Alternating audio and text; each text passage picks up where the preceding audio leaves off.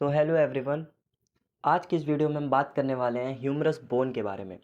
बहुत ही easy language में बताऊंगा मैं आपको ह्यूमरस बोन का साइड डिटर्मिनेशन कि हमारे ह्यूमरस बोन में फर्दर कौन कौन से पार्ट्स होते हैं। तो चलो स्टार्ट करते हैं हम लोग। ये है हमारी राइट की ह्यूमरस, इसे आइसोलेट कर लेते हैं। तो देखो हमारी जो ह्यूमरस बोन होती है ये 3 पार्ट्स में डिवाइड होती है। एक होता है हमारा इसका प्रॉक्सिमल एंड, एक होती है इसकी शाफ्ट, और फिर आता है हमारा डिस्टल एंड जो कि हमारे अल्ना और रेडियस से जॉइंट होता है। तो अभी हम बात करते हैं पहले प्रॉक्सिमल एंड की। प्रॉक्सिमल एंड में हमारे कौन कौन से पार्ट आते हैं। देखो हम लोग ह्यूमरस बोन का साइड डिटर्मिनेशन कर रहे हैं, तो ये 3 चीज़ों को लेके चल रहा है अच्छे से। इससे आपको मतलब पूरी तरह से याद हो जाए कि प्रॉक्सिमल एंड में कौन सा पार्ट आता है, डिस्टल में कौन सा आता है और शाफ्ट में कौन से पार्ट आते हैं। तो प्रॉक्सिमल में सबसे पहले आप देख सकते हैं कि जो एक कॉन्वेक्स सरफेस है हमारा, जो जिसे हेड ऑफ ह्यूमरस कहते हैं, ये हमारा हेड ऑफ ह्यूमरस होता है जो स्कैपुला की ग्लेनोइड कैविटी में अटैच होता है। हेड ऑफ ह्यूमरस के जस्ट नीचे हमारी जाती है एनाटॉमिकल नेक। ये जो आप लाइन देख रहे हो ये होती है हमारी एनाटॉमिकल नेक। एनाटॉमिकल नेक के जस्ट साइड में आपको 2 ट्यूबरकल दिख रहे होंगे। जो इसके एनाटॉमिकल नेक के एकदम पास में ट्यूबरकल होता है और नीचे साइड होता है ये हमारा लेसर ट्यूबरकल होता है। इसी के ऊपर आप देखोगे हमारा ग्रेटर ट्यूबरकल होता है। अब इन दो ट्यूबरकल के बीच में एक लाइन पास होती है जिसे हम कहते हैं इंटर ट्यूबरकल सल्कस। अब आते हैं हम इधर एनाटॉमिकल नेक में। एनाटॉमिकल नेक के आप जस्ट नीचे आओगे तो देखोगे यहाँ पे एक और नेक है जिसे सर्जिकल नेक कहते हैं। अब यहाँ इतना तो क्लियर हो गया है पूरी तरह से। अब हम बात करते हैं पहले ये जो हमारा ग्रेटर ट्यूबरकल है, अगर आप इसके नीचे साइड आओगे स्ट्रेट एकदम तो आपको दिखाई देगा ये चेस्ट ऑफ ग्रेटर ट्यूबरकल। और इसी तरह अगर लेसर ट्यूबरकल के आप जस्ट नीचे आओगे तो आपको दिखाई देगा चेस्ट ऑफ लेसर ट्यूबरकल। तो ये जो हमारा प्रॉक्सिमल सेगमेंट होता है हमारा ह्यूमरस बोन का, ये तो क्लियर हो गया है। तो अभी हम बात करते हैं शाफ्ट की। अभी हम इसको एंटीरियर सरफेस से देख रहे हैं, ओके, मतलब एंटीरियर व्यू से देख रहे हैं हम ह्यूमरस को। राइट की ह्यूमरस है हमारी और इसको हम एंटीरियर व्यू से देख रहे हैं।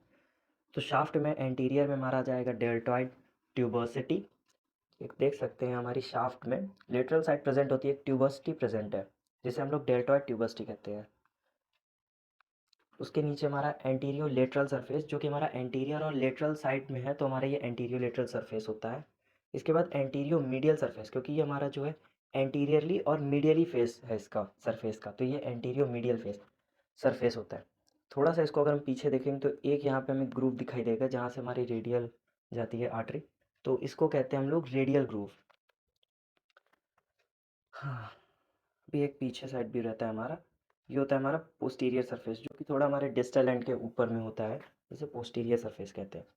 अभी हमारा प्रॉक्सिमल और शाफ्ट कंप्लीट हो गया। अब हम बात करते हैं डिस्टल एंड की। तो डिस्टल एंड में देख सकते हैं हमारा ये जो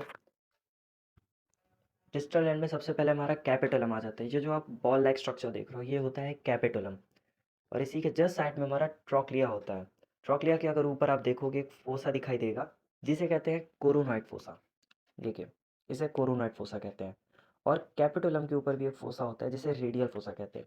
अब कैपिटुलम की साइड जो कैपिटुलम होता है हमारा वो लेटरल साइड प्रेजेंट होता है।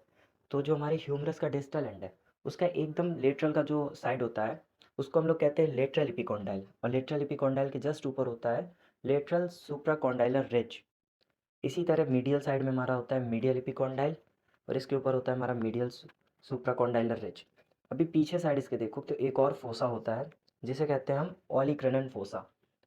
तो यहाँ पे हमारी ह्यूमरस बोन की साइड डिटर्मिनेशन कंप्लीट होती है। होप आप सभी को बहुत अच्छे से समझ आया होगा।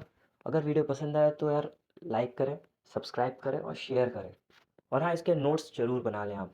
एक डायग्राम प्रॉपर बना के इसको 3 पार्ट्स में डिवाइड करके देन इसको अगर आप याद करोगे तो बहुत ही अच्छे से बहुत ही ईज़िली याद होगा, क्योंकि मैंने भी बिल्कुल सेम ऐसे ही याद किया था।